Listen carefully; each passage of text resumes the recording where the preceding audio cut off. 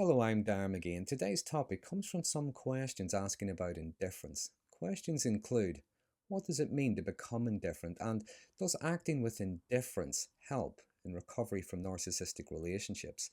So today I'm going to outline what indifference is, as well as what it isn't, and what it means to become indifferent to the narcissistic people in your life.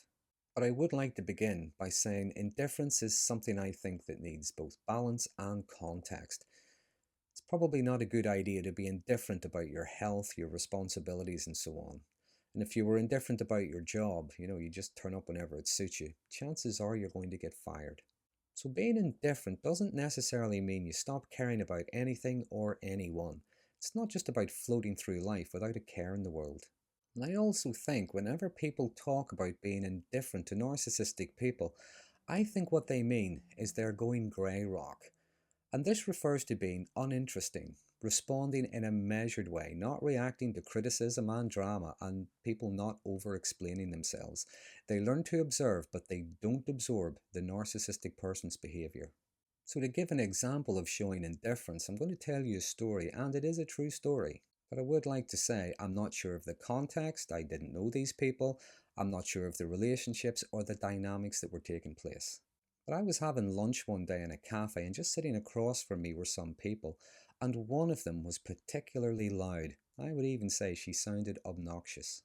Now, she said something to someone sitting at the table, and I'm not quite sure what it was, but it sounded something along the lines of, I heard that you were caught, or I heard you were dumped, or I heard that you failed at something.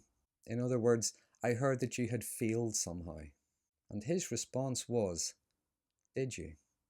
And he went on drinking his coffee. And like I say, I'm not sure of the relationship. I've no idea what he was thinking or how he was feeling. But he didn't react. He didn't engage. He just acknowledged what she'd said. That was all. Now, it could have been he was using the grey rock method, not giving any reactions, using short, brief responses. But what he showed was indifference to her statement. Now, in Stoicism, indifference refers to a state of mind where people try to maintain a sense of inner peace regardless of external circumstances. And this doesn't mean apathy or a lack of concern, but rather a deliberate focus on what can be controlled and the acceptance of what cannot be controlled. We can't control other people. And it doesn't mean a lack of preference or value judgments. Rather, it suggests that people don't allow their happiness or their well-being to depend solely on external factors. It doesn't mean you don't care or you're not affected by anything, because we can still feel negative emotions, have painful experiences. But becoming indifferent in the context of recovery from narcissistic abuse means that you no longer care or have any interest in the person or people who hurt you.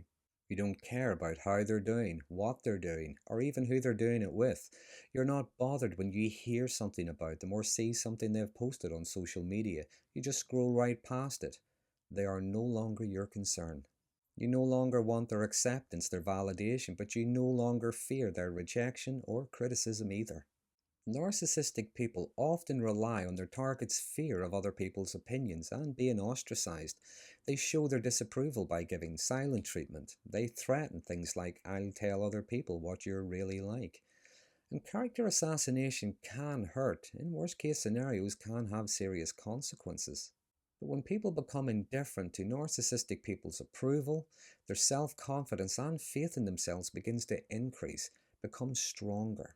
They can focus more on what is in their best interest of themselves and those that they care about and accept them. And I think that when people become indifferent to those who have manipulated, coerced, lied and abused them, I think they've taken their power back. But I would add that this isn't necessarily something that happens overnight. I always say recovery is a journey, it's a process, it's not a mad sprint. Now, some might see indifference towards the narcissistic people who hurt them as a way of helping in their recovery, and it can well be. However, it is still important to acknowledge feelings. Long-term suppression of feelings and experiences can lead to longer-term problems. So it is important to have people that care about you, people you can talk to. But I prefer to think of indifference as more an outcome of recovery, You have no interest in their opinions of you. You don't care what they think, no interest in how they feel. You have no pleasure in their misery, nor do you feel bitter at their happiness. They just don't matter. You care about what and who is important. And becoming indifferent to those who couldn't care less about you, well, you stop just existing and start living, thriving, succeeding.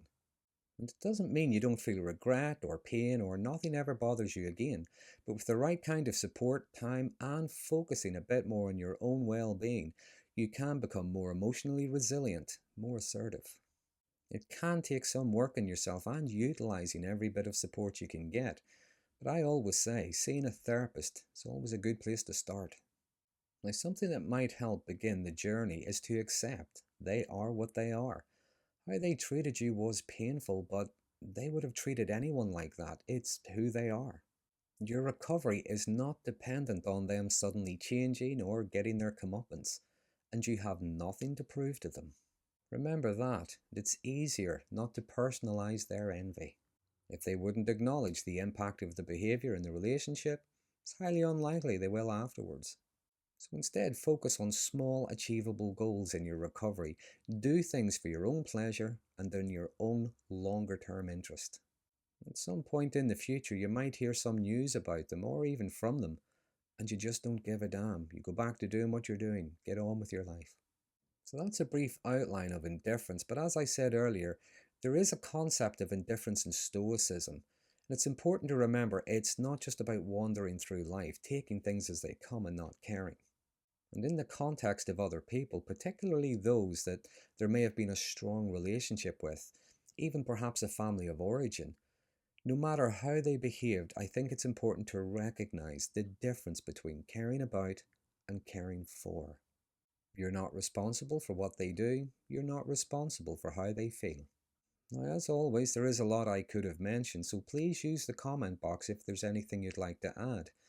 And if becoming indifferent to narcissistic people is something you'd like me to cover more in depth, let me know in the comments section. I'll maybe cover it in a future live stream.